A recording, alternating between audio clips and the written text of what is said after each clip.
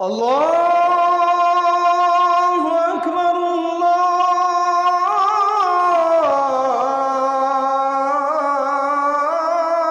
আল্লাহু আকবার। দুনিয়ার ময়দানে যেই মানুষগুলো আদর্শ হিসাবে মোহাম্মদুর রাসূলুল্লাহকে মানে না, এ মারা যাওয়ার পরে বিনা বিচারে বিনা হিসাবে জাহান্নামী। ও যদিও নামাজ পড়ে, যদিও রোজা রাখে, আর যদিও মনে করে যে আমি মুসলমান ছিলাম। এ হাদিস তো আমি এখন বানালাম নাকি? হ্যাঁ, এই হাদিসটা 100 ভাগ সত্য মনে হয় নাকি 98 ভাগ? এই জবান যাদের আছে বলেন তো, 100 ভাগ না 98 ভাগ?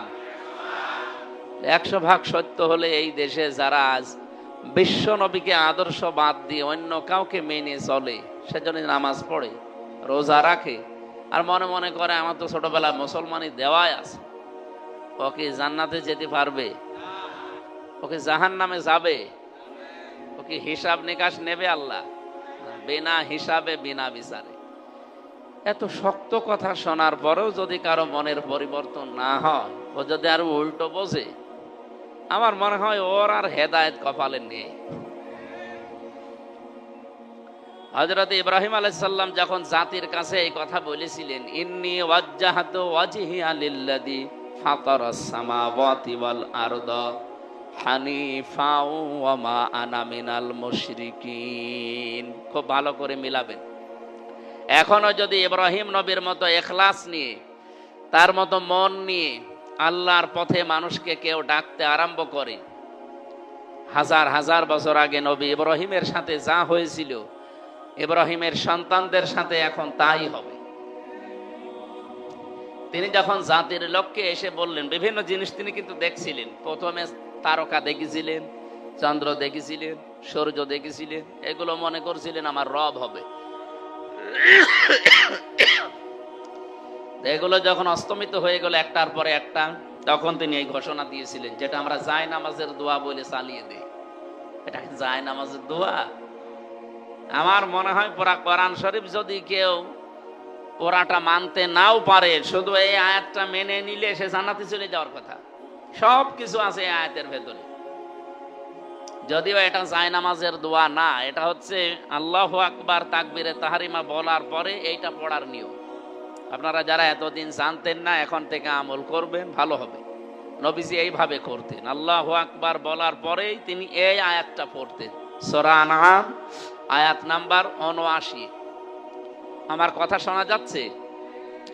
আরো অ্যাক্টিভ হওয়া লাগবে ভাই। গল্প করছেন মানে? এদিকে তাকান। হ্যাঁ মুরব্বী, দুইবার তো বলা যাচ্ছে না, মুরব্বী মুরব্বী বললে আবার ভাইরাল হয়ে যাবে। এদিকে তাকান। হযরত ইব্রাহিম বললেন, ইন্নী ওয়াজ্জাহাতু, অবশ্যই আমার এই চেহারা। চেহারা মানে শুধু ৩.৫ হাত বডি না। এখানে ওয়াজহুন শব্দের শাব্দিক অর্থের ভেতরে আমরা দেখেছি জীবন চালাতে যা লাগে সব এর ভেতরে আছে। জীবন চালাতে বলেন তো পরিবার লাগে না, সমাজ লাগে না, রাজনীতি করা লাগে না, ব্যবসা করা লাগে না, যা লাগে সব আমি আজকে ঘুরিয়ে দিলাম কার দিকে? লিল্লাযী ফাতারাস সামাওয়াতি ওয়াল আরদা, আসমান আর জমিন যিনি বানিয়েছেন তার দিকে। কথাটা অনেক গভীরের কথা, আর এই কথা যদি মুখ দিয়ে মন থেকে ইখলাসের সাথে আপনি সত্যি বের করতে পারে, পৃথিবীর অনেক কিছু আপনার থেকে হাত ছাড়া হয়ে যাবে। আপনার পরিবার হয়তো বিরুদ্ধে চলে যেতে পারে, সমাজ, রাষ্ট্র, আপনার আত্মীয় স্বজন, এমনকি নিজের স্ত্রী পর্যন্ত বিরুদ্ধে চলে যেতে পারে, যদি এটা মন থেকে কেউ আমল করার নিয়তে পড়ে। আর লোক দেখানোর জন্য পড়লে হবে না।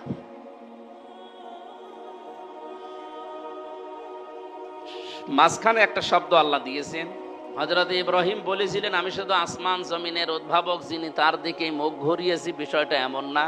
হানিফা, আমি লোক দেখানোর জন্য না, মন থেকে একনিষ্ঠভাবে ইখলাসের সাথে আমার মুখ আমি ঘুরিয়ে দিলাম।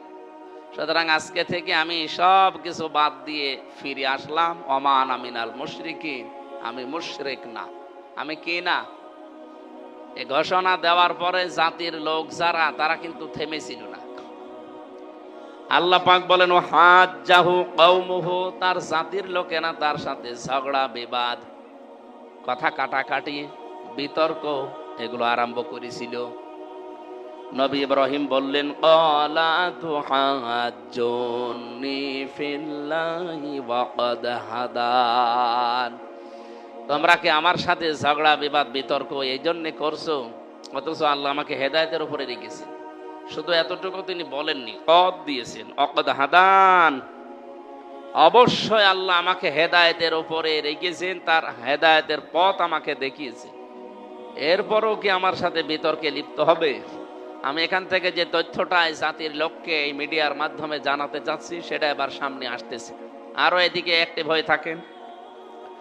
ওয়ালা আখাফু মা তুশরিকুনা বিহি ইল্লা ইয়াশা রাব্বি শাইআ, ওয়ালা আখাফু, আমি ভয় করি না, মা তুশরিকুনা বিহি, তোমরা যে সমস্ত বিষয়কে শিরিক করো আল্লাহর সাথে, এই বিষয়গুলোকে আমি পরোয়া করি না, পাত্তা দেই না, ভয়ও পাই না। ইল্লা, তবে আইয়াশা রাব্বি শাইআ, আমার রব যদি চায় সেটা অন্য বিষয়। ওয়াসিআ রাব্বি কুল্লা শাইইন ইলমা, আমার রবের জ্ঞান প্রত্যেকটা বিষয়কে পরিব্যাপ্ত করে আছে। আফালা তাতাযাক্কারুন, জাতির লোকেরা এরপরেও কি তোমরা শিক্ষা নেবে না? আমি এখান থেকে বাংলাদেশকে মিলিয়েছি। গতকালকে এক নেতা বলছিল এদেশে জামাত ইসলামী যারা করে তারা যেন মাথা নিচু করে দল করে। বলেন তো বাংলাদেশে জামাত ইসলামী বাদ দিয়ে এমন একটা দলের নাম বলেন যারা বাতিলের সামনে মাথা নত করে নাই। প্রত্যেকেই আমরা দেখি তারা হয় বিক্রি হয়ে গেছে নাই মাথা নত করেছে। শুধুমাত্র এই দেশে 54 বছরে টিকে আছে জামাত ইসলামী। যারা এই কথা বলে তারা কিন্তু বিভিন্ন কায়দায় আল্লাহর সাথে শিরিক করছে। হযরত ইব্রাহিম এবার একটা সুন্দর কথা বললেন, কাইফা আখাফু মা আশরাকতুম ওয়ালা তাখাফুনা আন্নাকুম আশরাকতুম বিল্লাহি মা লাম ইউনাজ্জিল বিহি আলাইকুম সুলতানা। জাতির লোকেরা তোমরা যে বিষয়ে আমাকে ভয় করো, ভয় দেখাও, শিরিক করো তোমরা যে বিষয়গুলো নিয়ে, তোমরা আল্লাহর সাথে শিরিক করে যদি ভয় না পাও, আমি আল্লাহর সাথে শিরিক করি না, আমি ভয় পাবো কোন কারণে? বাংলাদেশে যারা ইসলাম নিয়ে রাজনীতি করে তারা আল্লাহর সার্বভৌমত্ব এই দেশে প্রতিষ্ঠা করতে চায়, ভয় তো তাদের থাকার কথা না। আর এইটার ভেতরে অগ্রগামী অগ্রগণ্য হয়ে আছে বাংলাদেশ জামাত ইসলামী। আপনি যাই মনে করেন ভেতর থেকে আপনার এই কথাই আসবে। তাছাড়া 11 জন মানুষ জীবন দিয়ে গেল অলরেডি, বাইরের দেশে ছিল আমেরিকাতে, সেখান থেকে এসে জীবন দিল মীর কাশেম আলী শহীদ রহমতুল্লাহ আলাইহি। তারা পারতো না হাসিনার মতো পালিয়ে যেতে?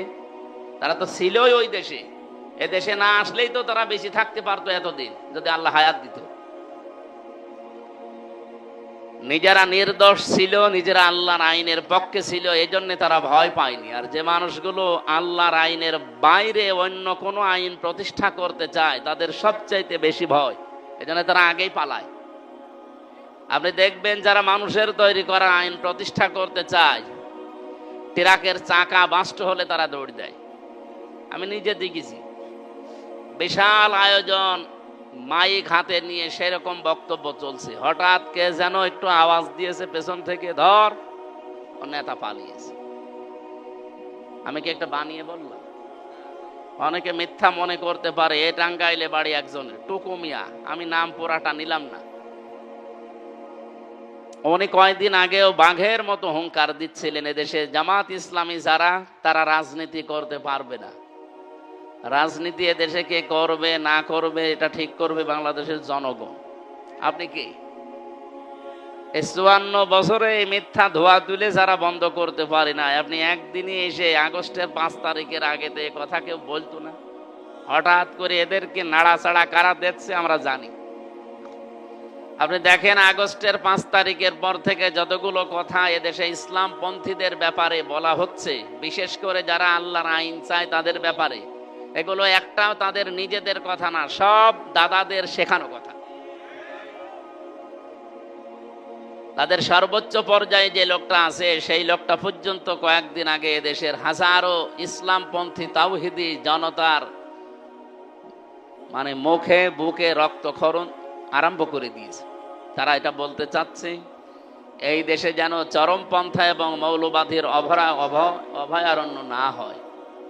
আমরা এই কথার বিকল্প আরেকটা কথা তৈরি করে অলরেডি বলেছি, এই দেশে যেন পাথর দিয়ে মানুষ মারা আর চাঁদাবাজদের অভয়ারণ্য না হয়।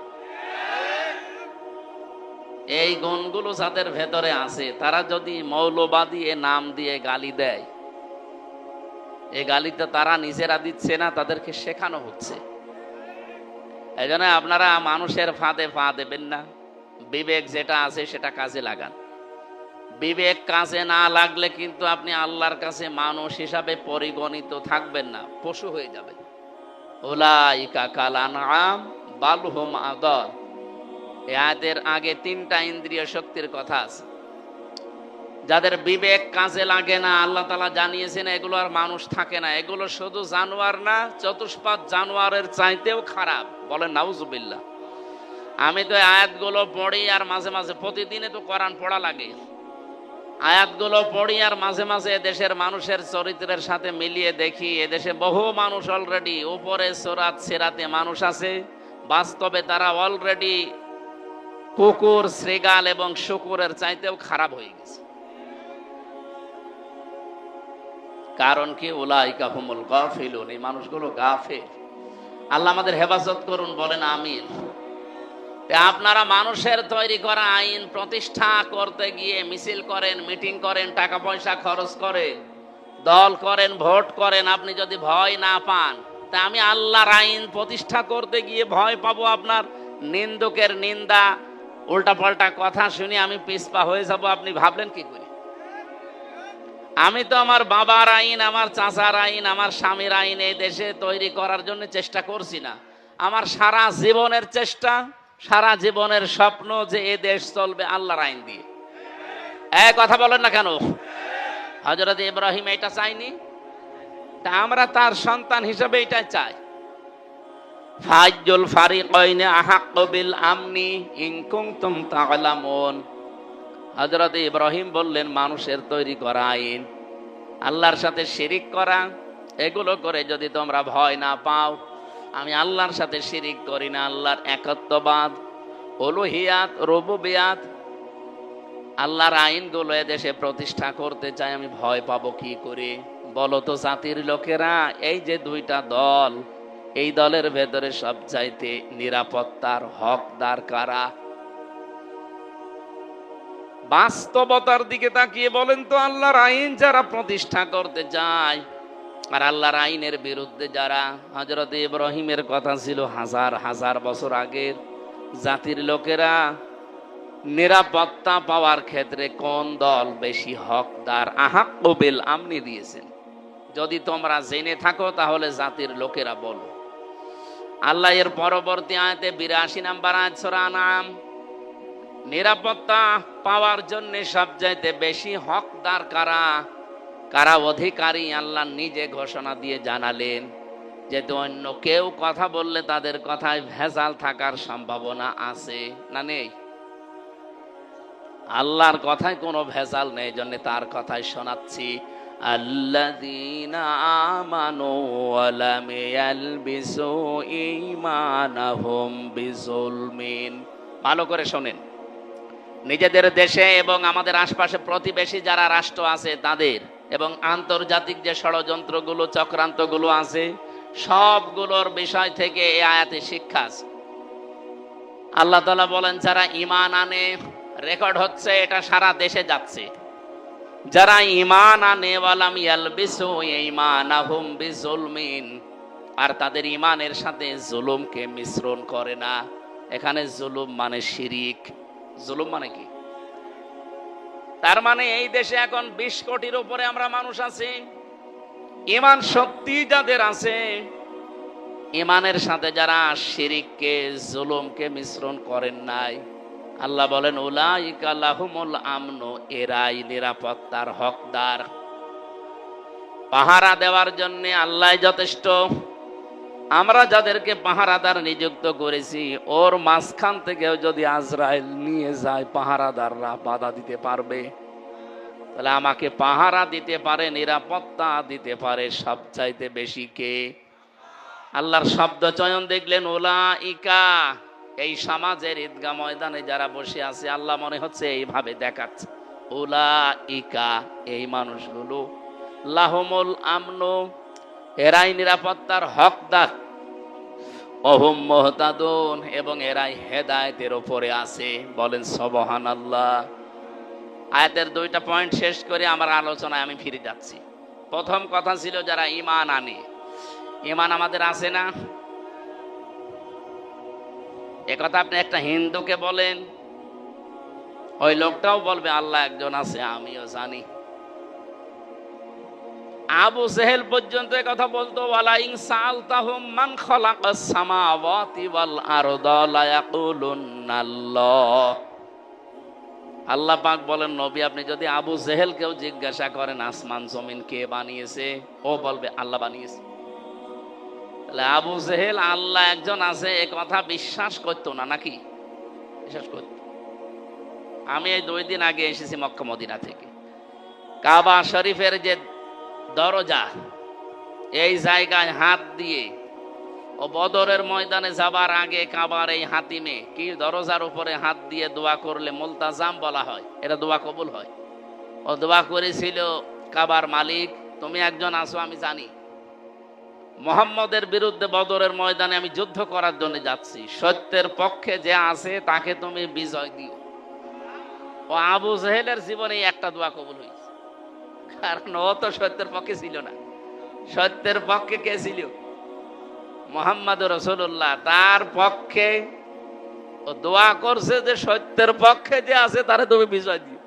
ওর দোয়াও জীবনে একটা কবুল হয়েছে। কারণ কাবার এই মুলতাজাম নামক জায়গা, যেটা দরজা, এটা এত দামি, এত পবিত্র আল্লাহর কাছে, এত মর্যাদা সম্পন্ন জায়গা, যে 10 জায়গায় দোয়া কবুল হয় তার ভেতরে এটা একটা।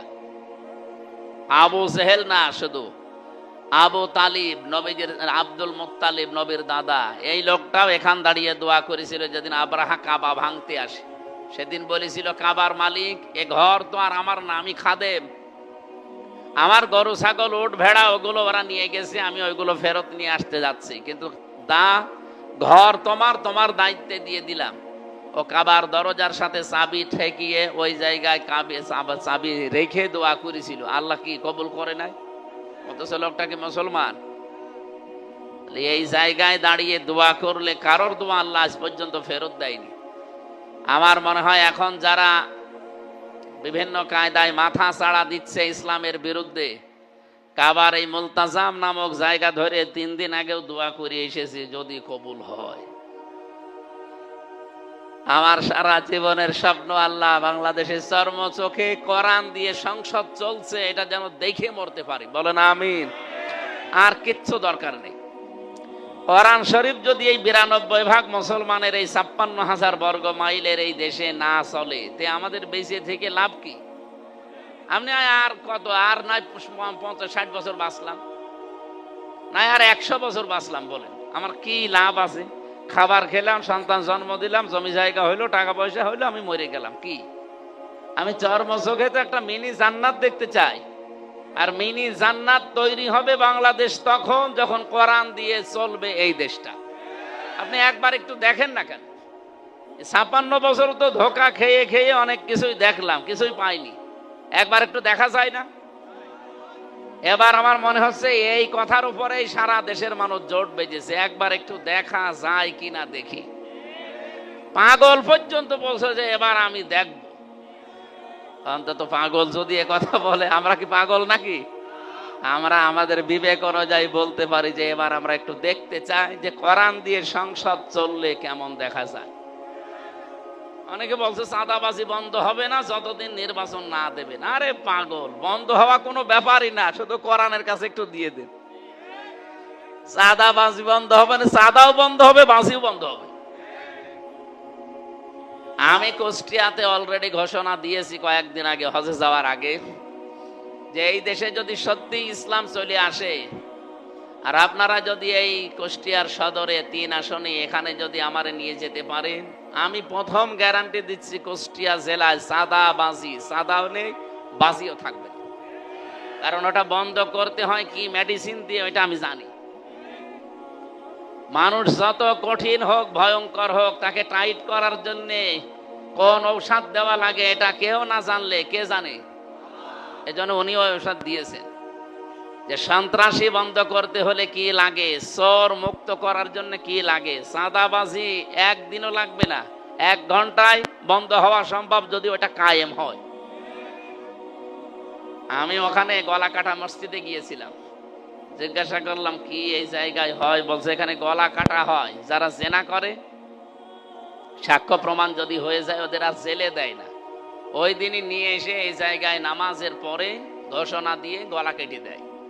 বলেন তো ওই রকম একটা যদি এদেশে করা হতো, এদেশে যত শক্তিশালী পুরুষ হোক ওর স্বপ্নদোষ পর্যন্ত বন্ধ হয়ে যেত। কারণ আল্লাহ তো ভালো করে জানে যে এর দুর্বল জায়গা কোথায়। চুরি করলে হাত কেটে দাও, একটা কেটে দেন। আমার এক দাদা ছিল সৌদিতে, উনি বলছিল যে ওযুখানা তো প্রত্যেকটা মসজিদের নিচে বেশি, বিশেষ করে কাবা শরীফ আর মসজিদে নববী, এর নিচ তলায় 2, 3 তলা, 4 তলা, 5 তলা শুধু ওযুখানা আর টয়লেট। উনি বলছে আমি এই লিফট দিয়ে নেমে গেলাম, চলন্ত সিঁড়ি আছে, যে দেখি ওযুখানায় একটা ঘড়ি মোবাইল পড়ে আছে, মোবাইলের সাথে ঘড়ি সেট করা। দেখলাম এখানে তো ক্যামেরা দেওয়া থাকতে পারে, আর যদি ধরা পড়ে যায় হাত কেটে দেবে। হাজী সাহেব এই জন্য তাকিয়ে দেখলাম আশপাশে অন্তত কেউ নেই, ক্যামেরাও নেই, তুলে নিলাম। মনের ভেতরে একটা ভয় যে আমি একটা হাজী মানুষ, কার জিনিস নিলাম। মসজিদে নববীর সামনে হারানো জিনিস যেখানে জমা দেয় ওই জায়গায় নিয়ে গেলাম। জিজ্ঞাসা করলাম ভাই এই ঘড়িটার দাম কেমন হবে? আমার এটা সেদিন মালয়েশিয়া থেকে একজন দিয়েছে, এটার দামই নাকি 42,000 টাকা।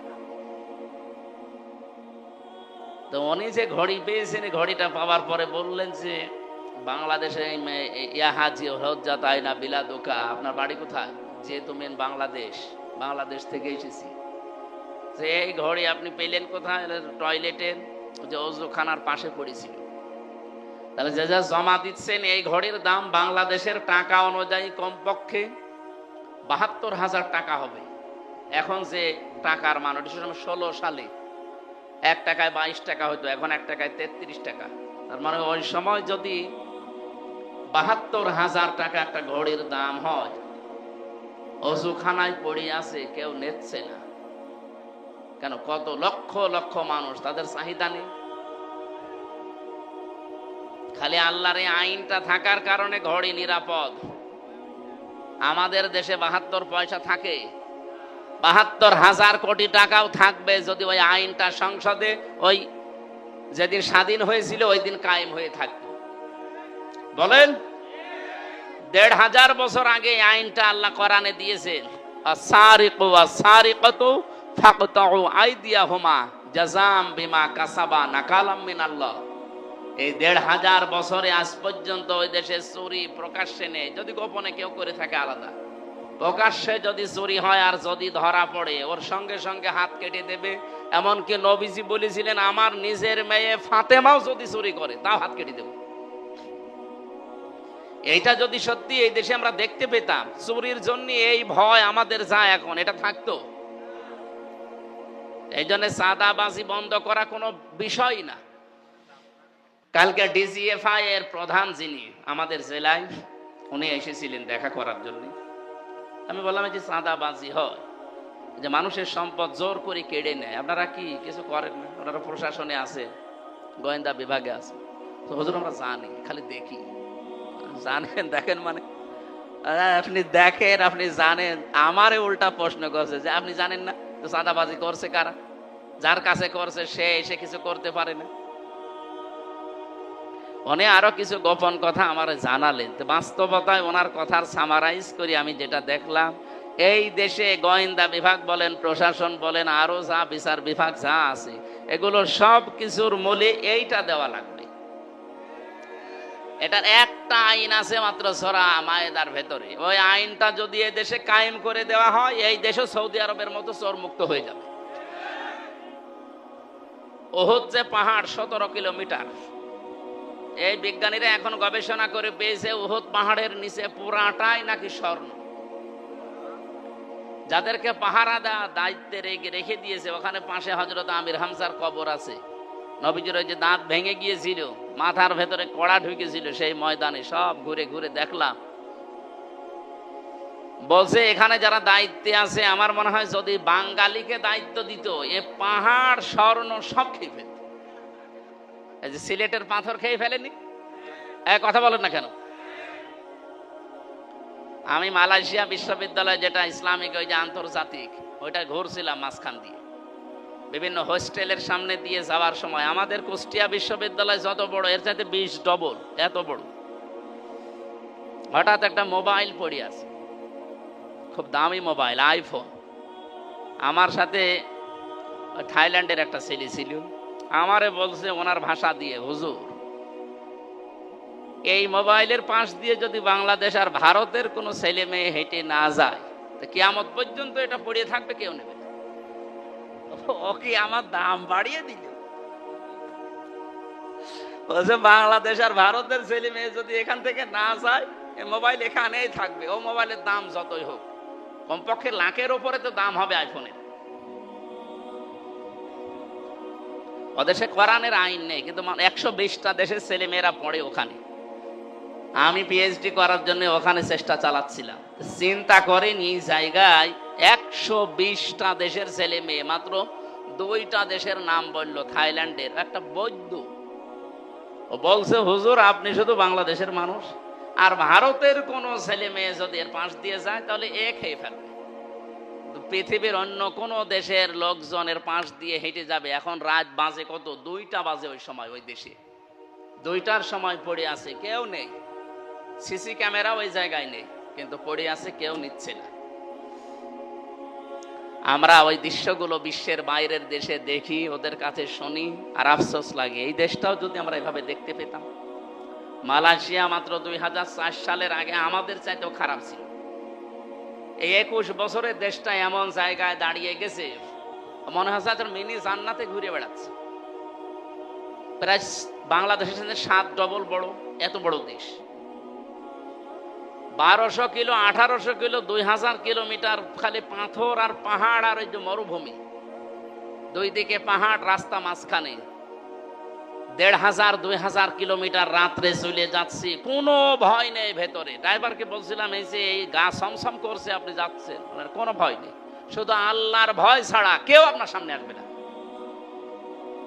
কি দেশ বানিয়েছে বলেন তো? আমরা এটা বানাতে চাচ্ছি ভাই। এই জন্য আমিরে জামাত আমাদের ডাক্তার শফিকুর রহমানের ঘোষণাগুলো সব স্পষ্ট, যে আমরা সরকারি গাড়ি পর্যন্ত নেব না, প্লট ফ্ল্যাটও নেব না। এমনকি 5 বছরে এমপি থাকাকালীন ওর একটা টাকা বাড়বে না, আরো যা টাকা আছে কমে যাবে। বাংলাদেশে এখন 73টার উপরে দল আছে। একটা দল এই ঘোষণা দেখত যে আমার দল থেকে যদি এমপি হয়, মন্ত্রী হয়, ওর 5 বছরে 1 টাকা বাড়বে না, যা আছে আরো কমে যাবে। আমার মনে হয় বাংলাদেশে কোন দলের লোক এমপি দাঁড়াবে না। ঝামেলা আছে, আমার লাভ কি? আপনি গ্যারান্টি দিয়ে বলেন, আমি কোরআন শরীফ মাথায় নিয়ে হাতে নিয়ে বলবো, আমার দল যে ঘোষণা দিয়েছে, অন্য কোন দল যদি দিতে পারে আমি সেই জায়গায় যোগ দেব। বলেন। আরো আমার কুষ্টিয়ায় একজন ঘোষণা দিয়েছে যে 50 কোটি টাকা খরচ করলেও করব, তাও এই আসন আমার লাগবে। আপনার কি লাভ? 50 কোটি টাকা খরচ করে আপনার কোন লাভ আছে বলেন? আমার 1 টাকা খরচও নেই, 1 টাকা লাভেরও ধান্দা নেই। আপনি যদি 50 কোটি টাকা খরচ করেন, অবশ্যই আপনার 100 কোটি টাকা। কথা বলেন না কেন? এতদিন এই ধোঁকাবাজি, প্রতারণা, মিথ্যা, এগুলো আমরা এই 54 বছর দেখলাম। এখন সবাই মনে হচ্ছে জোর বেঁধেই ফেলেছে। আপনার কাছে খারাপ লাগলেও এটাই সত্য। অনেকেই ভয়ে ভয়ে আছে, যদি পাস না করি তখন আমার অনেকে কি ঝামেলা হবে। আরে ভাই, আপনার ভয় কিসের? 100 ভাগ গ্যারান্টি দিতে পারি, এবার ইসলাম এই দেশে ক্ষমতায় যাবেই ইনশাআল্লাহ।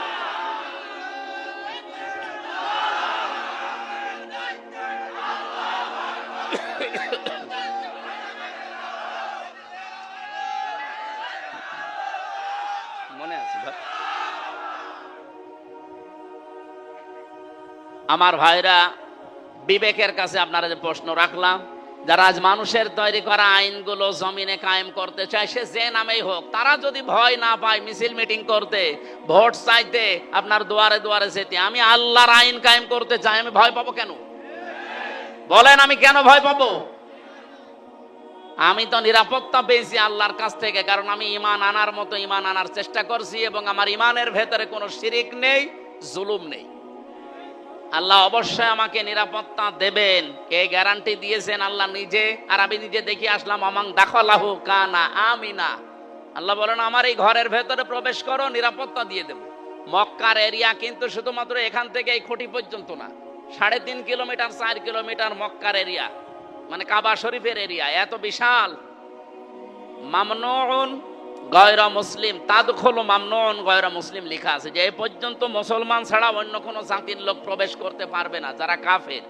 তার মানে ওগুলো সব কাবার এরিয়া। যদি আগামীতে দরকার হয় তো বিল্ডিং গুলো ভেঙে দিয়ে এত বড় বিশাল চত্বর বানাবে, 3.5 কিলো 4 কিলো 5 কিলো দরকার হয়, খালি কাবার চত্বর বানিয়ে নেবে। তাহলে এই চত্বরটার ভেতরে যদি কেউ প্রবেশ করে, সে নিরাপত্তা পেয়ে যায় কার কাছ থেকে? আমি নিজে দেখেছি, আপনার বাবার হত্যাকারী আপনি কাবার এরিয়ার ভেতরে পাবেন, কিছু বলতে পারবেন না। অথচ আপনার বাবাকে সে মেরিয়ে এসেছে, কিচ্ছু করার কায়দা নেই ওই এরিয়ার ভেতরে। এমন শান্ত, এমন নিরাপত্তা দিয়ে দিয়েছেন আল্লাহ। এবার আমার প্রশ্ন, বাংলাদেশ কি কাবা শরীফ? এই কথা বোঝার চেষ্টা করেন, বাংলাদেশ কি কাবা শরীফ?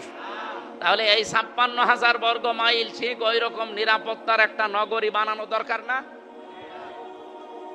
কেন কাবা শরীফের এরিয়া এই চত্বরটা আল্লাহ নিরাপত্তার চাদর দিয়ে ঢেকে দিয়েছেন কেন? এদিকে তাকান, কি শুনতেছেন আপনি? আমি কোরআন সরাসরি বলছি, সূরা আলে ইমরান, ওয়ামান দাখালাহু কানা আমিনা, এখানে প্রবেশ করো, নিরাপত্তা দিয়ে দেব। তাহলে বাংলাদেশকেও যদি কাবা শরীফের মতো নিরাপত্তার নগরী শহর বানানো লাগে, কি করা লাগবে? ওখানে যেটা আছে এখানে সেটা নিয়ে আসা লাগবে। ওখানে কি আছে? 1 নম্বরে ওখানে আছে ওই যে আয়াতটা পড়েছিলাম, 1 নম্বরে কাবার এরিয়ার ভেতরে কোনো শিরিক নেই। কি নেই? আপনি শিরিক পাবেন না। হ্যাঁ, শিরিক ওই দেশের মানুষ করে না, যারা অ্যাক্টিভ মানুষ ওই দেশের। শিরিক কিছু আছে গোপনে গোপনে, বাংলাদেশ, ভারত, পাকিস্তান এই দেশের লোকের আছে, এ করে। এরা মাটি নিয়ে চুমা খায়, যেখানে সেখানে দেখলে খালি চুমা দেয়, আর মনে করে যে না, এখানে কোনো ক্ষমতা কেরামতি আছে। অথচ কাবার পাথর যেটা লাগানো আছে, হাজরে আসওয়াদ, এই পাথরকে হযরত ওমর লাঠি নিয়ে বলেছিলেন, কাবার পাথর, শুধু নবীজি তোমাকে চুমা দিয়েছে এই জন্য চুমা দেই। নবী যদি চুমা না দিত, জীবনেও তোমার চুমা দিতাম না। আমি জানি তুমি আমার ভালো করতে পারো না, মন্দও করতে পারো না। কোন পাথরকে বলছে বলেন তো? ওই পাথরটা জান্নাতের, হযরত আদম আলাইহিস সালাম নিয়ে এসেছিলেন। এত বড় দামি পাথর, সেই পাথরকে হযরত ওমর যদি এ কথা বলতে পারে যে তুমি আমার ভালো করতে পারো না, মন্দও করতে পারো না, শুধু নবীজি চুমা দিয়েছে এই কারণে চুমা দেয়, নবী চুমা না দিলে আমি জীবনেও চুমা দিতাম না। অথচ বাংলাদেশে এই যে কত পাথর বিক্রি হয় ভাগ্যের উন্নয়ন করার জন্য। ঢাকায় যে পান্থপথে লিটন দেওয়ান চিশতি পাথর বিক্রি করে 5 লাখ 7 লাখ টাকা দাম এক একটা পাথর। ওটা হাতে দিলে নাকি 3-4টে বউ হয়, কত রোগ শোক সেরে যায়। এগুলো সব বানোয়াট, মিথ্যা, ধোকাবাজি, প্রতারণা ছাড়া আর কিচ্ছু না। পাথরের কোনো ক্ষমতা আছে? যে সমস্ত মেয়েরা বুঝে না বুঝে মাদলি ব্যবহার করেন, খুলে ফেলে দেন, কোনো দরকার নেই। যদি জিন, পরি বা অন্য কোনো আসর থেকে মুক্ত হওয়ার জন্য এটা দিয়ে রাখেন হাতে, গলায়, পায়ে, মাজায়, তাহলে প্রতিদিন ফজরে আর মাগরিবে ওরা নাচ পালাক পড়ে, আয়াতুল কুরসি পড়ে বুকের উপর ফু দেন, এইটাই কাজে লাগবে, আর এইটাই হাদিস। সুতরাং আমরা মনে হয় যারা পাথর ব্যবহার করি, মাদলি ব্যবহার করি, এগুলো খুলে ফেলা দরকার, যদি আপনার ঈমানে শিরিক রাখতে না চান। তাহলে নিরাপত্তা পাওয়ার প্রথম কাজ হচ্ছে শিরিক মুক্ত জীবন তৈরি করা, যেটা আমাদের জাতির পিতা ইব্রাহিম তৈরি করেছিলেন। আজ জাতির লোককে আমরা আহ্বান জানাচ্ছি, 56,000 বর্গ মাইল যদি আমরা আল্লাহর নিরাপত্তার চাদরে কাবা শরীফের মতো ঢেকে রাখতে চাই, এই দেশকে শিরিক মুক্ত করা লাগবে। কথা বলেন, এদেশে শিরিক নেই? সবচাইতে বড় শিরিক হচ্ছে এই দেশে আল্লাহর আইনের সাথে।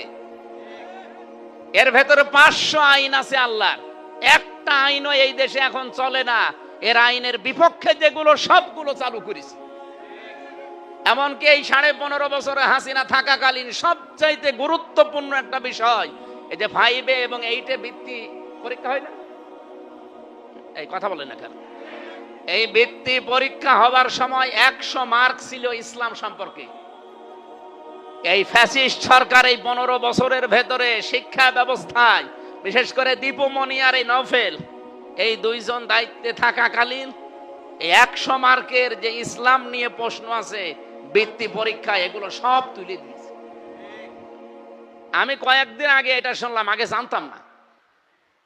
জেলা স্কুলের একজন শ্রদ্ধাভাজন শিক্ষক আমারে বলছিলেন এই ষড়যন্ত্র হয়েছে, আপনারা জাতিকে সতর্ক করবেন, আবার যেন অন্তত 100 মার্কের কোরআন আর হাদিসের ওই প্রশ্নগুলো ঢোকানো হয়। কারণ এই দেশে 92% আমরা মুসলমান। মানুষ তো লেখাপড়ার মাধ্যমে শিখবে নাকি, সেইগুলোই তুলে দিয়েছিল। ওরা সরাসরি বলে না যে এই দেশে ইসলাম থাকবে না, কিন্তু ইসলাম যেন না থাকে সেই ব্যবস্থা সব করা হয়েছিল। একজন বউকে নাকি খুব পিটাতো, ওর বউ বলছে যেভাবে পিটাও আমার কি রাখবা না? কিলের ওজন দেখে টের পাও না? ওরা এই 15.5 বছরে এইটা করেছিল। সরাসরি কিন্তু অনেকেই হজ করে আসতো দেখতাম। এখন আবার অনেকেই নতুন ভাবে ওই রকম কাজ কারবার হাতে অলরেডি নিয়েছে। কালকে আমি কুষ্টিয়াতে এক অনুষ্ঠানে ছিলাম, এক লোক বলছে হুজুর আগেই ভালো ছিলাম। কেন? আচ্ছা, এ যা আরম্ভ হয়েছে, এ পাথর থাকে না। সে এক লোক চোর ছিল, এমন চোর, কাফন চোর। কাফন চুরি করতো, শুধু মানুষ মরে গেলেই ওই কবর থেকে কাফন চুরি করে বিক্রি করে দিত। চিন্তা করছে আমার নামই তো কাফন চোর। ছেলেকে বলছে আমি যদি মারা যাই তুই এমন কাজ করবি যেন আমার এই নামটা ঢেকে যায়, অন্তত আমার যেন আর খারাপ কেউ না বলে। ও মারা যাওয়ার পর ওর ছেলে শুধু কাফন চুরি না, কাফন চুরি করে আর লাশ গাছের উপরে ঝুলিয়ে পেছনে বাঁশ দিয়ে রাখে। লোকজন বলছে ওর বাবাই তো ভালো ছিল, ওর বাবা তো কাফন চুরি করে নিয়ে চলে যেত, লাশ কবরে পড়ে থাকতো। আর এ কি শুরু করে, এই কাফন তো চুরি করেই লাশ তুলে গাছের উপরে টাঙায়, আবার পেছনে বাঁশ দেয়। ওর বাবাই কি ছিল? আমার মনে হচ্ছে এই দেশে কিছু মানুষ যা আরম্ভ করেছে, এই জন্যই কিছু মানুষ বলতেছে যে আগেই, আসলে তো আগে ভালো ছিল। আগে তো অন্তত পাথর দিয়ে মানুষ এভাবে মারা দেখি নাই। লঘি বইটা দিয়ে দেখেছি, পাথর দিয়ে দেখেছি। মানুষ খায়, তা বলে পাথরও খেয়ে ফেলে। কি একটা সুন্দর দৃশ্য ছিল বাংলাদেশের ভেতরে, সিলেট। সে জায়গাটা এখন শ্মশান বানিয়ে ফেলেছে। আপনি চেয়ারে বসার আগেই যদি এভাবে খাওয়া আরম্ভ করেন, চেয়ারে বসিয়ে দিলে আপনি কিছু রাখবেন? এদেশের মানুষ এখন সব বোঝে, শুধু সময়ের অপেক্ষায় আছে এই জায়গা মতো টিপ দেওয়ার। এই কথা বলেন না কেন?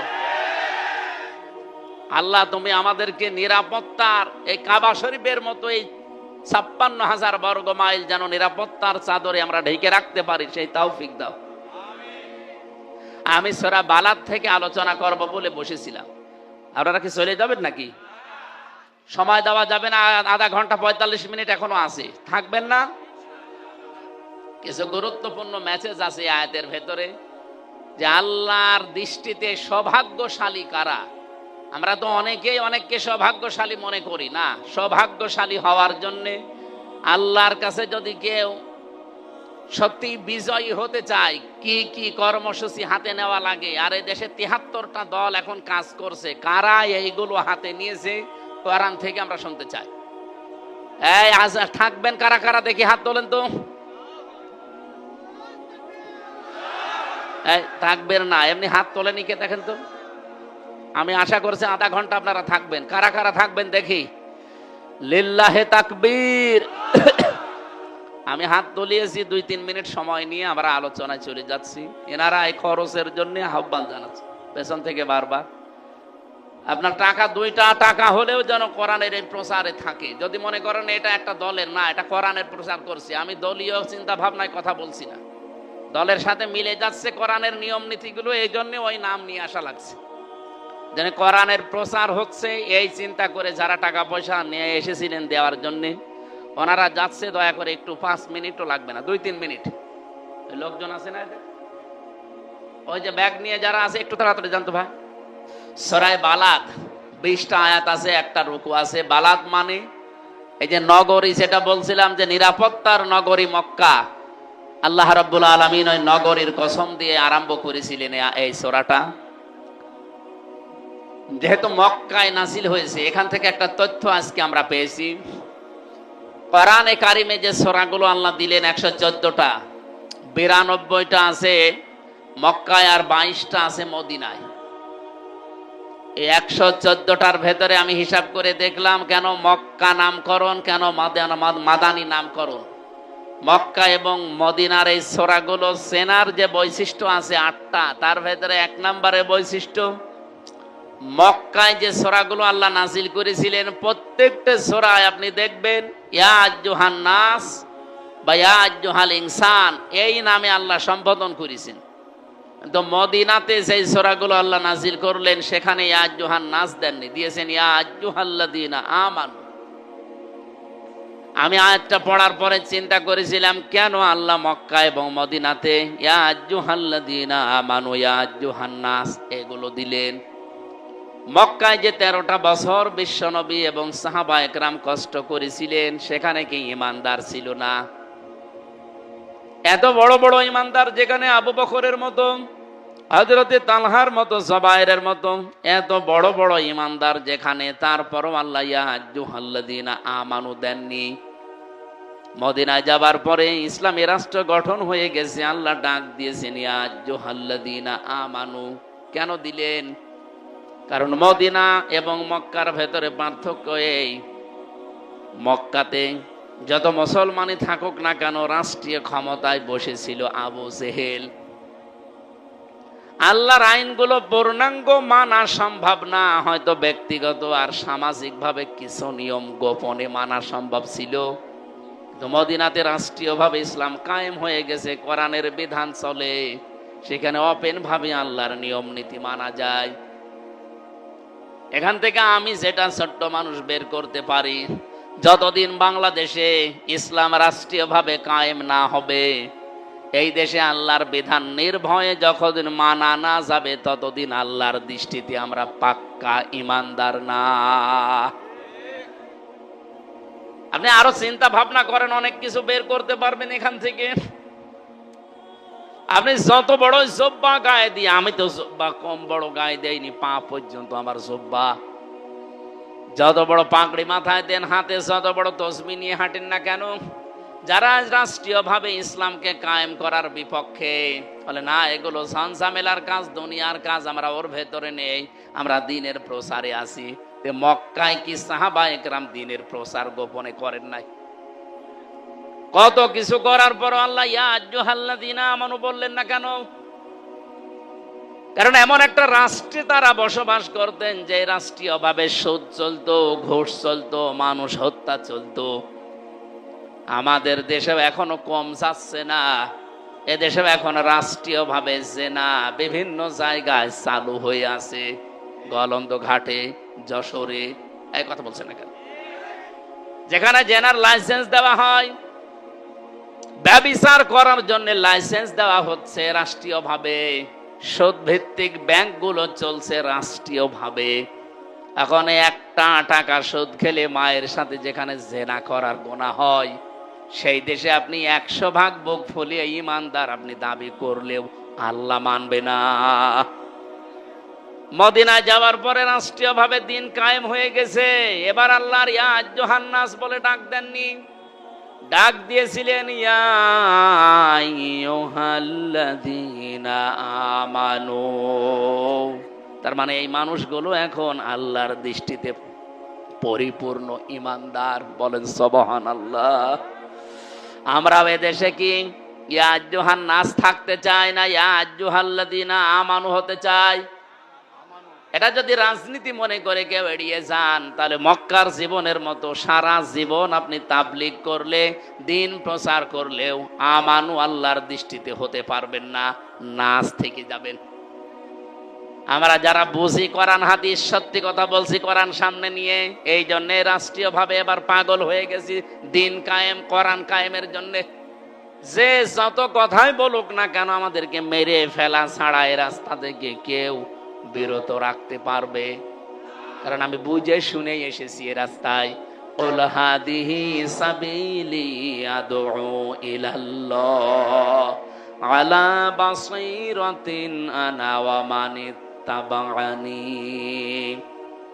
নবী আপনি বলেন, আমি আন্দাজে দল করি না, আন্দাজে মানুষকে ডাকি না, আল্লাহর দিকে আমি বুঝে শুনি ডাকি। এদেশে যারা দিন কায়েমের পথে আছে, জামাত ইসলাম বলেন, শিবির বলেন, আরো ইসলামী দল যারা আছে, আল্লাহর কসম তারা আন্দাজে করে না, বুঝে শুনি করে।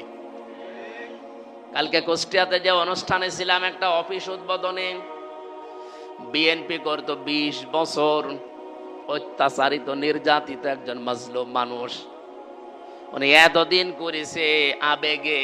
কালকে এসে আমার হাতে হাত দিয়ে বলছে, আমি আজকে জামাত ইসলামের ফরম পূরণ করে এই দলে সারাটা জীবন থাকতে চাই।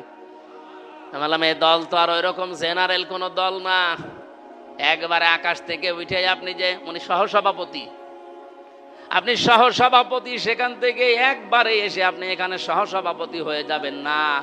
এখানে নিয়ম আছে, পড়াশোনা করা লাগবে, পরীক্ষা দেওয়া লাগবে, এবং প্রতিদিন 15টা ঘর পূরণ করা লাগবে। আপনি নামাজ পড়েন জামাতে না একা একই, তাও লেখা লাগবে। কয়টা আয়াত পড়েছেন, বুঝে পড়েছেন না আন্দাজে পড়েছেন, ওইটাও লেখা লাগবে। এমনকি মাসে মাসে আবার ওইটা উপরে যারা আছে তাদের দেখানো লাগবে। বাংলাদেশে একটাই দল আছে যেখানে জবাবদিহিতা আছে, সেটা জামাত ইসলামী। অন্য কোন দলে যদি এটা দেখাতে পারেন, আমি এক্ষুনি তওবা করে সেখানে যোগ দেব। দেন, আমি তো একেবারে পাগল না। হ্যাঁ, আমি এতদিন অ্যাক্টিভ ছিলাম না, ঠিক আছে, জেলখানা থেকে এসে আমি অ্যাক্টিভ হয়েছি। আমার জামাত ইসলামীতে অ্যাক্টিভ হওয়ার পেছনে দায়ী হচ্ছে হাসিনা। আমার জেলে না দিলে আমি এ দলে সত্যি আসতাম না। ওই আগে যেভাবে এড়া ঘোড়া ছিলাম ওইভাবে থাকতাম। আপনি আমার ঝামেলা করে 3 বছর যদি আটক করে না রাখতো, আমি যদি আমির জামাতের সাথে জেলখানায় এক ঘরে না থাকতাম, এ লোকটার যে আমল, তার যে ঈমান, আল্লাহর পর তার যে ভরসা, আমি দেখেছি কাছ থেকে। জামাতের সেক্রেটারি জেনারেল যিনি মাওলানা রফিকুল ইসলাম খান সহকারী, এবং আসল যেটা অধ্যাপক মিয়া গোলাম পরোয়ার, এই মানুষগুলোর সাথে বছরের পর বছর এক ফ্ল্যাটে এক ঘরে থেকেছি। আমি এদের কাছ থেকে পড়াশোনা করা, ডিরেকশন নেওয়া, এই 3টা বছরে আমি পরিবর্তন হয়ে গেছি। এজন্য আমি এখন দোষ দেই, দোষ না, আমার মনে হয় এটা নিয়ামত। হাসিনা যদি আমার সাথে এই না করতো, আমি এতদিনও দিন কায়েমের বাইরে থাকতাম। ওই আগে যেভাবে অবিখা ওয়াজ করে খা, ওই ধান্দাই ছিলাম। অবিখা মানে কি? ওয়াজের বিনিময়ে খাদ্য। কাবি খা আছে না, কি সেটা? কাজের বিনিময়ে খাদ্য। আর অবিখা মানে, আমি তো ওই ধান্দায় ছিলাম। এখন তার অবিখাই নেই।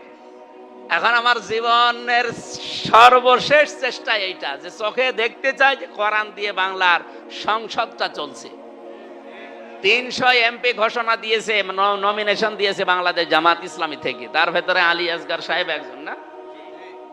151 জন যদি দেশের মানুষ আল্লাহর রহমতে এবার এদেরকে পাঠাতে পারে, আপনি দেখবেন 5 বছর লাগবে না। আমিরে জামাত ঘোষণা দিয়েছে মাত্র 3 বছর সময় দেবেন, এই দেশ আমরা সত্যিই মিনি জান্নাত বানিয়ে দেব। আপনি টেকনাফ থেকে তেজদিলা পর্যন্ত হেঁটে যাবেন আপনার যুবতী মেয়ে নিয়ে, শুধু আল্লাহর ভয় ছাড়া কোনো ভয় থাকবে না।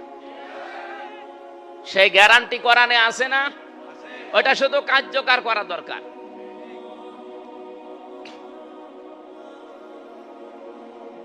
তাহলে এই দেশে আমরা যতই চেষ্টা করি আল্লাহর কাছে ইমানদার পরিপূর্ণ হওয়া সম্ভব না। এটা আমার চিন্তা, আমার গবেষণা। যদি কারো আরো উন্নত গবেষণা থাকে বলেন, আপনি জীবনেও পারবেন না। যদি পারতেন তাহলে মক্কায় নবীজিকে আল্লাহ ইয়া আইয়ুহাল্লাযীনা আমানু বলতো। ওরা কোরআন শরীফ ছেড়ে দিলাম, দেখেন তো মক্কা সূরা ইয়া আইয়ুহাল্লাযীনা আমানু আছে নাকি? নেই। যত ইয়া আইয়ুহাল্লাযীনা আমানু এটা মদিনায়, এরপরও যদি কারো বিবেকে ধাক্কা না লাগে, আমার মনে হয় ওর বিবেকে কুকুরে পেশাব করেছে। অবশ্য ঠিক। এরকম একটা সূরার মাত্র একটা আয়াত পড়েছি। আল্লাহ বলেন উলাইকা সাহাবুল মাইমানা, এরাই সৌভাগ্যশালী। এখন সৌভাগ্যশালী কি করলে হওয়া যায়, এর আগে কয়েকটা আয়াতে আল্লাহ এগুলো আমাদের শুনিয়েছেন। ফালাকতা হামাল আকাবাতা ওয়া মা আদরাকা মাল আকাবা। আল্লাহ রাব্বুল আলামিন বলেন পৃথিবীর অনেক মানুষ আছে এরা গিরিপথ পার হতে রাজি না, কষ্টসাধ্য যে পথ এটা পার হতে রাজি না। হাদাইনাহুন নাজদাইন, এর আগে আছে দুইটা পথের, ভালো এবং মন্দ পথের নির্দেশিকা আমি আল্লাহ ঘোষণা দিয়েছি। কিন্তু মানুষ ফালাকতা হামাল আকাবা, এরা আকাবা পার হতে রাজি না। আকাবা মানে গিরিপথ, কঠিন পথ, যেই পথ পাড়ি দিতে পারলে জান্নাত, যেই পথটা পাড়ি দিতে পারলে আপনি আল্লাহর জান্নাতি হয়ে যাবেন, সৌভাগ্যশালী হবেন, সফল হবেন, সেই কথাগুলো এবার আল্লাহ শোনাচ্ছেন। ওমা আদরাকা মাল আকাবা, আপনি কি জানেন হে নবী আকাবা কি? যে পথে মানুষ আপনার কথা শুনে যেতে চায় না। পাবনাবাসী, আপনাকে আমি ওই আকাবা পার করতে চাই। এই আকাবা যদি সত্যি আপনি এই গিরিপথটা পার হয়ে যেতে পারেন, পার হয়ে যেতে পারলে আল্লাহর বানানো জান্নাত রেডি হয়ে আছে। এটা তো আমি আয়াত এখন বানালাম, বলেন বলেন। আল্লাহ পাক বলেন এই আকাবা পার হয়ে জান্নাতে যাওয়া লাগবে, কিন্তু আপনার কথা শুনি তো সবাই আসে না। আপনি কি জানেন আকাবা কি? এক নম্বরে আল্লাহ পরিচয় দিয়েছেন ফাক্কু রাকাবা। ফাক্কুন মানে মুক্তি, রাকাবা মানে দাস। এটা দাস মুক্তকরণ। এই পৃথিবীতে সেই দলের কর্মসূচিতে দাস মুক্তির কর্মসূচি আছে, এই মানুষগুলোই আকাবা পার হচ্ছে। আকাবা মানে মনে করেন একটা সাঁকো, একটা ব্রিজ, একটা পুল, একটা সেতু, এটা পার হয়ে ওই ওপারে জান্নাত। এটা মানুষকে আল্লাহর নবী জানিয়েছেন, কিন্তু অনেকে সাড়া দেয়নি। আল্লাহ বলেন হে নবী আপনি কি জানেন এই আকাবা কি? ফাক্কুর আকাবা, এটা হচ্ছে দাসত্ব মুক্তকরণ। একটা গর্দানে ছড়ি ঝোলানো আছে, দড়ি ঝোলানো আছে, দড়ি ছিঁড়িয়ে গর্দানটা মুক্ত করে দেওয়া। এটা তো বাংলা বললাম, এখনো বোঝেননি। দাসত্ব মুক্ত কি এটা? এটা ১৫০০ বছর আগে যেহেতু ছিল, মানুষ মানুষকে দাস বানিয়ে রাখতো, গোলাম বানিয়ে রাখতো। এখন আধুনিক ব্যাখ্যা হচ্ছে আজ যারা পৃথিবীতে মানুষের তৈরি করা আইনের গোলামি করে, মানুষের নিয়ম নীতি বানিয়ে দিয়েছে, এইটাই যারা মেনে চলে, আল্লাহর গোলাম না হয়ে মানুষের দ্বারা দাসত্ব করে, মানুষের এই দাসত্ব থেকে যারা মুক্ত করার জন্য চেষ্টা চালাচ্ছে, এরা গিরিপথ অলরেডি পার হওয়া আরম্ভ করেছে। আর এটা বাংলাদেশের ৭৩টা দল। আপনি একদম নিরপেক্ষ মন দিয়ে, আমি তো কোরআন হাতে নিয়ে বলতে পারবো এটা শুধুমাত্র জামাত ইসলামী করছে। এরা চেষ্টা চালাচ্ছে মানুষদেরকে এই পৃথিবীতে মানুষের দাসত্ব থেকে মুক্ত করে আল্লাহর দাস বানানো। এই কথা বলেন না কেন?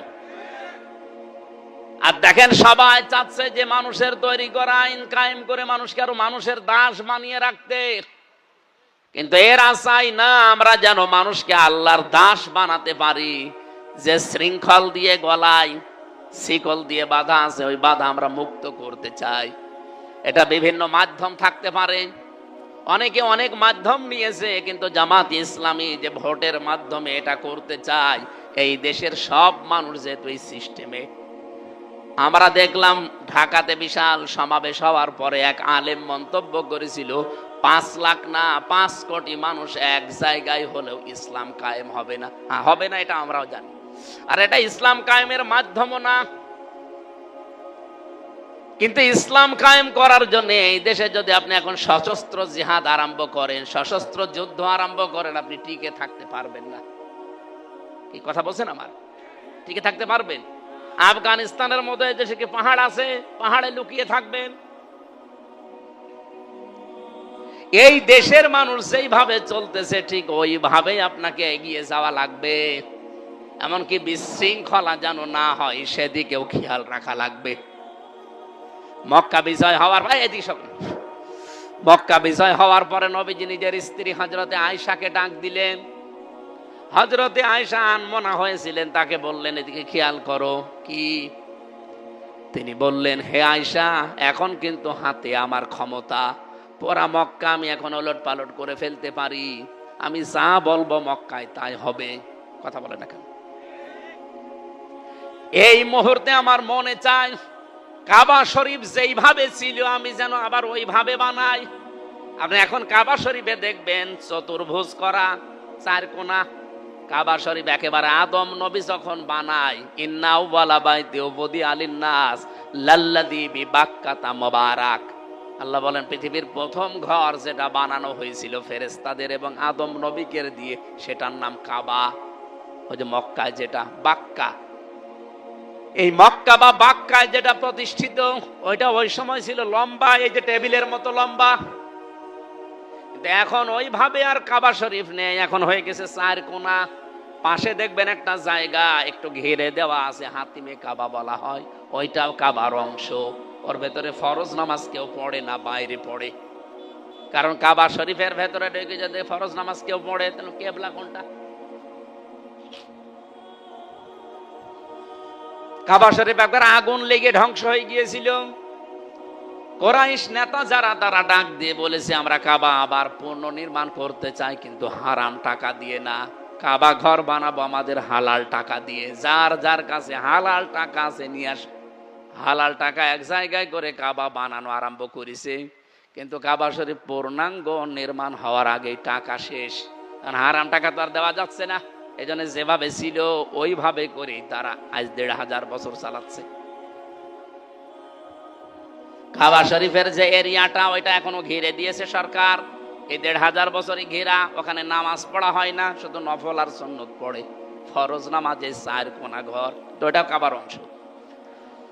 উনি বললেন, আয়েশা আমার মনে চায় এখন কাবা শরীফটা আমি আবার ওই আগের আকৃতিতে ফিরিয়ে দেই, কিন্তু আমার আকাঙ্ক্ষা আশঙ্কা হচ্ছে, ভয় হচ্ছে, এটা যদি করি তাহলে এই দেশে আবার বিশৃঙ্খলা আরম্ভ হবে। কিছু মানুষ নতুন মুসলমান হয়েছে কেবল, এরা বলবে দেখো ক্ষমতা পেয়েই শুরু করিস, এই জন্য যেভাবে আছে এইভাবেই থাক, আমি করলাম না, এটা তার বিচক্ষণতা। আজ বাংলাদেশ জামাত ইসলামী যদিও গণতন্ত্র আমরা বিশ্বাস করি না, মানিও না, কারণ গণতন্ত্রের যতগুলো ধারা আছে, একটা ধারা আছে এই ক্ষমতার উৎস জনগণ, এটা আমরা মানি, বিশ্বাস করি। এখন যদি যে দেশের যে অবস্থা চলছে, এই অবস্থায় হঠাৎ করে যদি দেশের মনে করেন ৫ কোটি মানুষ জামাত ইসলাম, এরা যদি সবাই অস্ত্র নিয়ে এই মুহূর্তে রাজপথে নেমে পড়ে, আপনি কি বাস্তবতা বোঝেন? এটা একদিনেই ভাইরাল হয়ে আন্তর্জাতিক মিডিয়ায় যাবে। আমাদের নিকৃষ্ট প্রতিবেশী, যেটা নাম নিলাম না তাদের, এই নিকৃষ্ট প্রতিবেশী সহ বিশ্বের মোড়ল যারা আছে, তারা কালকেই শুরু করবে যে বাংলাদেশ একটা জঙ্গি রাষ্ট্র। আপনি তো বলেন ডালে ডালে, আমাদের পাতায় পাতায় চলা লাগে। আর জামাত ইসলামী বাংলাদেশ যে মানুষগুলো এক জায়গায় করিয়ে বিশ্বের মানুষকে দেখিয়েছে, অন্য দেশের যারা সাংবাদিক তারা পর্যন্ত বলছে একটা দলের ডাকে এত মানুষ ঢাকাতে আসতে পারে, আমরা না দেখলে বিশ্বাস করতাম না। এইটাই কি ইসলামের জন্য কম কিছু? আর আপনি টাকা খেয়ে না কি খেয়ে আন্দাজে এক ফতোয়া দিয়ে দিলেন যে এক জায়গায় ৫ কোটি মানুষ হলেই ইসলাম কায়েম হয়ে যাবে। কে বলেছে আপনাকে? আমরাও জানি এটা ইসলাম কায়েমের পদ্ধতি না, কিন্তু বাস্তবতায় এখন এই দেশের স্রোত এইভাবেই চলছে। হঠাৎ করে কোনো নিয়ম একটা নিয়ে এসে যদি আপনি চালাতে চান, আপনাকে আন্তর্জাতিক মহলে জঙ্গি বলে ওই জসিমউদ্দিন রহমানের মতো ১১ বছর ১২ বছর আটকে রাখবে। কি ছিল তার দোষ? আমি তো নিজে ছিলাম তার সাথে, কোনো দোষ নেই। এখানে খুব হিসাব নিকাশ করে চলা লাগতেছে, কারণ ইসলাম তো এই সামনে যেটা আসতেছে এটা একটা যুদ্ধ বলা হয়, ভোট যুদ্ধ না, যুদ্ধর কৌশল লাগে কিছু। আমরা মানুষকে আল্লাহর দাসত্ব নিয়ে আসতে চাই, মানুষের দাসত্ব থেকে মুক্ত করে, কারণ আমরা এই আকাবা পার হতে চাই।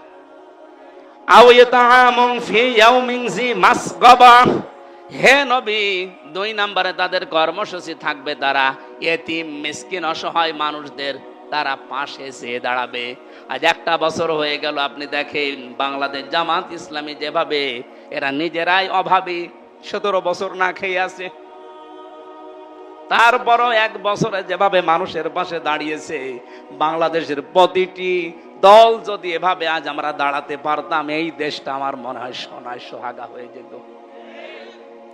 আমি সেদিন কুষ্টিয়া বড় বাজারে 300 ছাতা দিয়েছিলাম, ওই যে রিক্সা চালকরা ওনাদের হাত ছাতা বেঁধে দিয়েছিলাম। কিছু মানুষ বলা আরম্ভ করেছে 300 ছাতায় আর কি হবে। আরে ভাই, আমার সামর্থ্য আছে 300, আমি 300 ছাতা নাই বেঁধে দিলাম, আপনি বড় দল, আপনি 3000 বেঁধে দেন। কুষ্টিয়ায় যদি অন্তত 5000 ভ্যান চালক রিক্সা চালক থাকে, তাদের উপকার হবে না? প্রত্যেকটা দল যদি তাদের সমর্থন অনুযায়ী এরকম সামাজিক কাজগুলোতে এগিয়ে আসতো, আমরা ওই আকাবা গিরিপথ পার হতে চাই, এই জন্য এই কাজগুলো আমরা হাতে নেই। আমি কোরআনের সাথে মিলিয়ে দেখলাম, যা যা জামাত ইসলাম করছে সবগুলো সূরা বালাদ থেকে নেওয়া। সুবহানাল্লাহ বলতে পারেন না? এরা যদি কোরআন কেন্দ্রিক জীবন যাপন করে, আর জামাত ইসলামী বাংলাদেশের প্রথম কাজই এইটা যে জামাত কর্মী যে হবে সে সমাজকর্মী হওয়া লাগবে। আপনি সমাজকর্মী না হয়ে জামাত কর্মী হতে পারবেন না। উড়িয়ে এসে জুড়ে বসে আমি সভাপতি না, আপনাকে আগে কাজ করে দেখাতে হবে, যতটুকু ইনকাম করেন। আর বাংলাদেশে আমার মনে হয় একমাত্র একটাই দল আছে, বাংলাদেশ জামাত ইসলামী, যাদের প্রত্যেকটা নেতা কর্মী কাজ করে খায়। কেউ চাঁদাবাজির সাথে যুক্ত আছে, চুরির সাথে যুক্ত আছে, মানুষকে ঠকিয়ে ধোকাবাজি করে খাওয়ায় যুক্ত আছে না, কারণ এরা কাজ করে খায়। আপনাকেও আহ্বান জানাচ্ছে, আপনি কাজ করে খান, তাহলে চাঁদাবাজি করবেন না। আমি আমার খুলনা রেঞ্জের যিনি ডিআইজি আছেন, ওনাকে কয়েকদিন আগে বলেছিলাম, কুষ্টিয়া এসেছিল, যে স্যার আপনার উপরে যারা আছে তাদেরকে বলেন, বাংলাদেশ পুলিশ প্রশাসনে যারা আছে এবং অন্যান্য দিক বিভাগে যারা আছে প্রশাসন কেন্দ্রিক, তাদের বিভাগটা যেন আলাদা করে দেয়। তারা কোনো নেতা খেতা নেত্রী, কোনো মন্ত্রী এমপির কথা চলবে না, তারা চলবে সরাসরি তাদের আইজির কথা মতো। এ দেশটা এমনি ভালো হয়ে যাবে, মালয়েশিয়া যেমন চলছে। কোন নেতা খেতা ফোন দিলে যে অমুক কাজ করো, বালি নিয়ে যাচ্ছে, ওকে ধরে সুবহানাল্লাহ পড়াও না, ওরা সরাসরি শুনবে কার কথা? ওদের আইজির কথা। এভাবে চলতে দিন একটা বছর, অন্য কোনো কিছু লাগবে না, শুধু পুলিশ। আর 2 নাম্বার বলেছিলাম, ওদেরকে 8 ঘন্টা করে ডিউটি করে বাংলাদেশ সহ বিশ্বের যত জায়গায় আমি দেখলাম। 8 ঘন্টা 10 ঘন্টার উপরে ডিউটি কারো নেই। সুতরাং 8 ঘন্টার উপরে যারা ডিউটি করবে, 2-5 ঘন্টা আরো বেশি, এই ওভারটাইম হিসাবে তাদের বেতন দেওয়া লাগবে। প্রশাসনে এটা নেই। পুলিশ আছে, জিজ্ঞাসা করে দেখেন, ওর 8 ঘন্টা না, ওর যদি 16 ঘন্টা 24 ঘন্টাও ডিউটি থাকে, ওই যে বেতন 15,000 কেন? 8 ঘন্টার পরে যেই কয় ঘন্টা ডিউটি ওদের বাড়তি হবে, ওদেরকে যদি আপনি ওভার টাইম হিসাবে টাকা দেন, ওরা কিন্তু এই রাস্তাঘাটে আর গাড়ি আটকিয়ে টাকা নেবে না।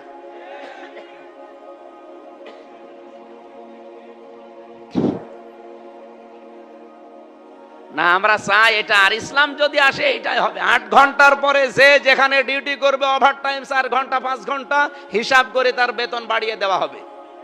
এই কথা বলেন না কেন? একদিকে সে দুর্নীতিগ্রস্ত হবে না, 2 নম্বরে তার পরিবারটাও সচ্ছলতা ফিরে আসবে।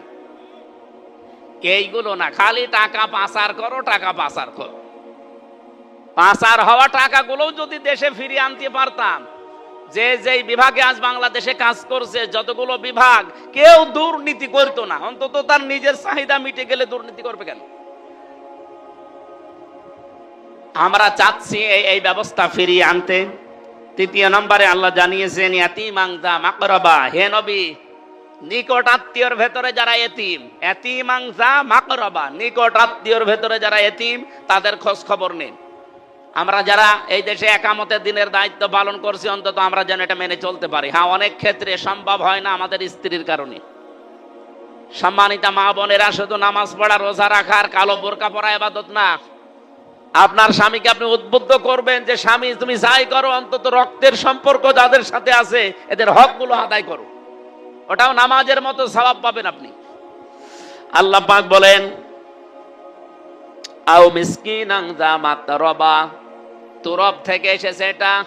ধুলি মলিন যারা মিসকিন, অসহায়, এই মানুষগুলো নিঃস্ব মানুষ, তাদের কাছে আপনি এগিয়ে যান, তাদের অভাব অনটন গুলো দূর করার চেষ্টা করেন।